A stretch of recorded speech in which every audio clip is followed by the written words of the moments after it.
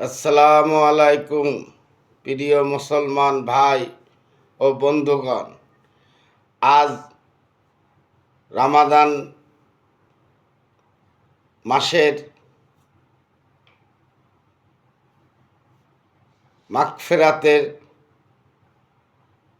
ষষ্ঠতম রোজা এবং পবিত্র জুম্মা মুবারক।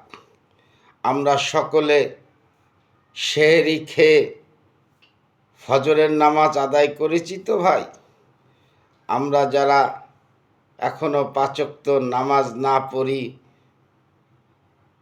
আজ থেকে আমরা সকলে ভাই পাঁচ ওয়াক্ত নামাজ পড়ব, রোজা রাখব। এই আত্মসিদ্ধি এই পবিত্র রমজান মাসে যারা 30টা রোজা রাখলো, তারাবির নামাজ আদায় করে একটি কোরআন খতম দোয়ার সওয়াব আদায় করলো, এই পবিত্র রোজার এত বড় ফজিলাত, এই রোজার পুরস্কার আল্লাহ নিজ হাতে তার বান্দা বান্দীদের দান করবেন।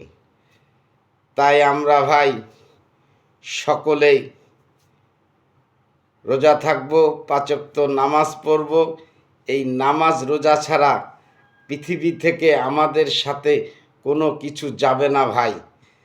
অর্থবিত্ত, সম্পদ, ক্ষমতা, যা কিছুই বলি না কেন।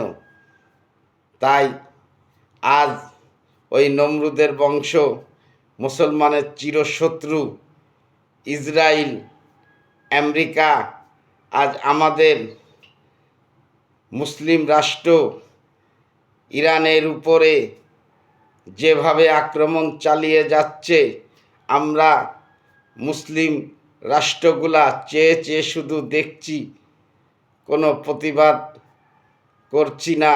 এটা ঠিক না ভাই।